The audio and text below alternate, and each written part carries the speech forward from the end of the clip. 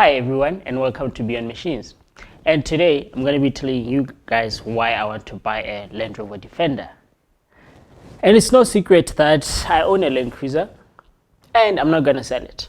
You know, I keep asking myself why most Defender owners don't like Land Cruisers and why Land Cruiser owners don't like Defenders. And if you fall in one of the two groups, please comment and tell me why you don't like the other car. Now, one of the reasons why I own a Land Cruiser is because, one, I grew up seeing the car everywhere. Two, I know an old man who lived in our neighborhood and he owned the car for years and years, for more than 20 years, and the car is still there, even up to today. So that's one of the reasons why I own a Land Cruiser. They're known to be super reliable and durable. You know, Toyota made them to last 25 years. The parts they last 25 years. Now, on the other hand, the Land Rover Defender been around since the late 40s. It didn't change its design for so long, which means people kept buying it. You know, and I think after the VW Beetle comes the Land Rover Defender, or maybe the Land Rover Defender comes first and then the Beetle, I don't know. You know, being from the 1940s to the late 2010s with the same design can mean only one thing. It can mean that people really, really loved the car the way it was and they bought it. I mean, for a company to continue to make the car almost one similar design for many, many years, it means that people love the car. And I mean, the only reason why they stopped making it is because, well, I'm not talking about the 2020 Defender, we're talking about the one before that. And the only reason why they stopped making it is because of, one, emissions, and safety regulations. And other than that, I think they will still be making the car now. Now, here are the bad things that I've heard about this car for many years. It tends to rust a lot. It's very, very prone to rust.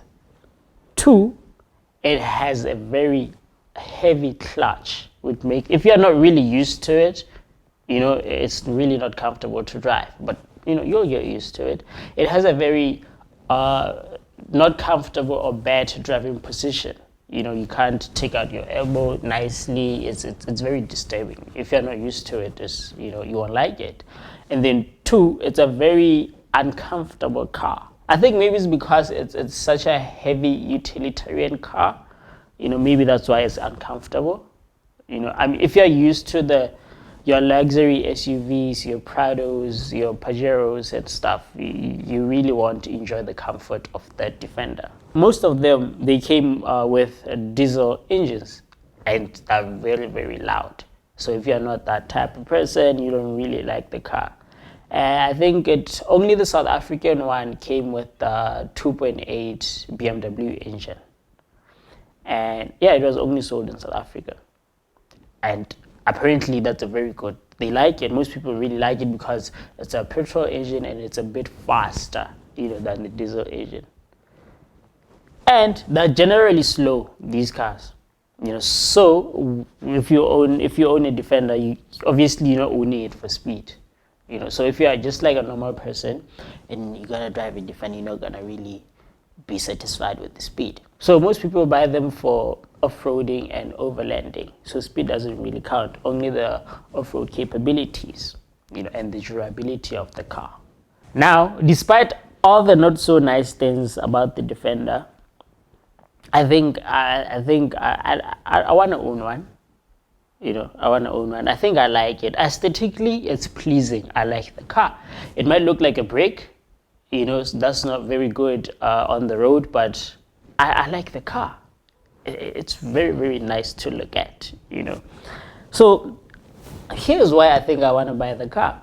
Despite all the bad things that I've heard about it, and despite all the things that the Defender owners don't like about the Defenders, they still keep them. They don't sell them, you know. Here's why. One, they keep their value. They don't really lose their value like that, you know. And most of that, they phased out that design, and then the 2020 is coming in. It means that the old one is really going to hold its value for a long time. So it might be a good investment. The car, it's very utilitarian, so it can really do most of the heavy duty work, the farm work. So I think that's a very good thing if you're into those type of stuff. The car will really help you. Apparently, the car it's simple to work on. I don't know, but they say it's simple to work on, and that's very great, which means you can do minor service by yourself, you can attend to stuff by yourself, which is really, really great. It saves you money. You don't need to go to the garage or call an expert to help you fix the car. And then the owners, they love it so much. They say it's the best 4x4 by far.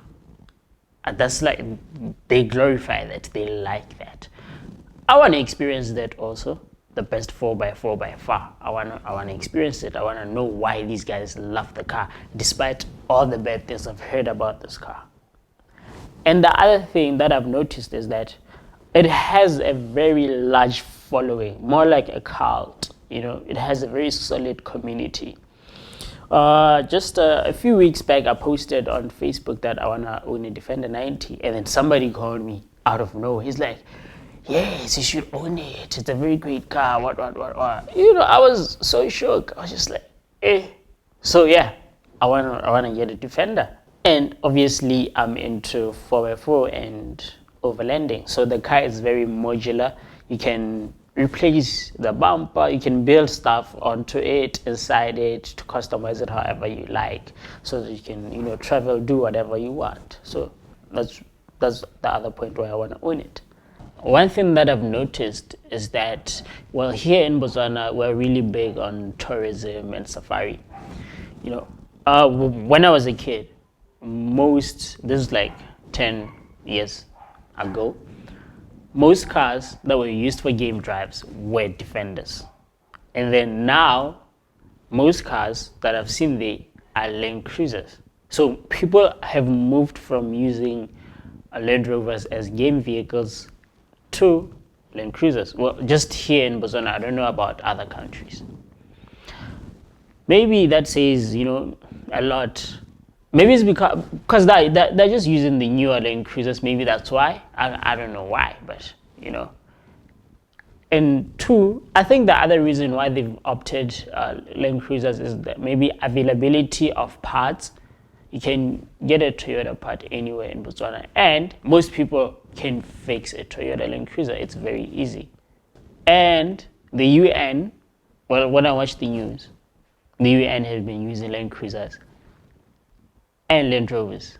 Well, the Land Rovers, they used them in the past, but right now, the majority of the cars that I see when I'm just watching the news and when I'm all over the internet is the Land Cruisers. Now, despite all the bad things about the Defender, I still want it. I want to buy it. I want to know why many people around the world still choose this car every day. I mean, it's slow, it's unreliable, oil leaks all the damn time, expensive things tend to break on the Defender. Well, I'm not saying this out of experience. I'm just saying all these things because I read a lot of forums and, I'm into cars. I read a lot. So, So yeah, despite all these bad things, these people still choose this car. I want to know why. I want to buy it. I want to own it. I want to know why. Now, out of the models that they have put out, well, in majority of numbers, in Botswana, you'd see a 110, you'd see a 90, mostly 110s. 90s, yes, but not in large numbers. You'd see a double cab, the pickup double cab and a single cab bakkie. Now, I think I'm more interested in the 90 more than the 110.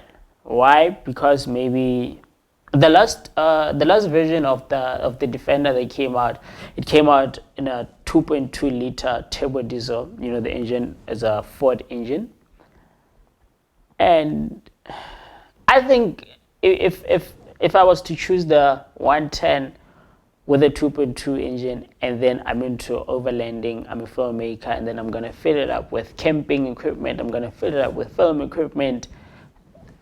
I'm not sure. I'm just thinking maybe it's gonna be a little bit underpowered with all that weight, and it's gonna kill me on fuel.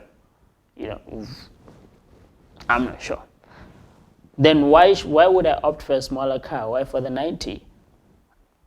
If it's small, it's gonna force me to not overload it. I will learn to live with a small car. You know, thus I will not overload it. I will pack nicely. I will get used to it. It will force me to do that. You know, that's why I want 90. Plus, I already have a 7-seater Land Cruiser, so I can't get another 7-seater Defender. The parking won't make sense here in my house. One other thing that has kept me away from Defenders is I always found the Defender owners or the Defender community to be sort of purists, and they didn't want to swap or put whatever engine in their cars. So I was like, if people are saying this car is not that reliable, if I own one and I'm super done with the engine, you know, I'm gonna put a different engine. Is that gonna work out well? All of that, you know, I like to respect the car culture, you know, and all my cars I like to keep them stock. So then, as I was doing research, I found out that there are many companies around the world that customize Defenders, and they put Chevy engines in there. So now I feel less bad about it. So if I get to own a Defender and then it dies on me, I can simply put a Toyota V8 4.5 diesel in it, you know, and not feel bad about it. Okay, now if you're watching and you are into Land Cruisers or into Defenders, please comment and let me know why you love your Defender or your Land Cruiser. And if you're a Defender fan and you don't like Land Cruisers, let me know why. And if you're a Land Cruiser fan and you don't like Defenders, tell me why. Now, with all that being said, I think I really want to own a Defender. If I'm lucky, and I have money, I don't know if I'm gonna get money for this car, but yeah, I will try to save up. And if I'm lucky, and I hope to find the 2.2 90, or maybe the 2.4. Hopefully the 2.2, because it's the newer one, so which means it's better. And I've read a lot. People really prefer the TD5 over the Puma.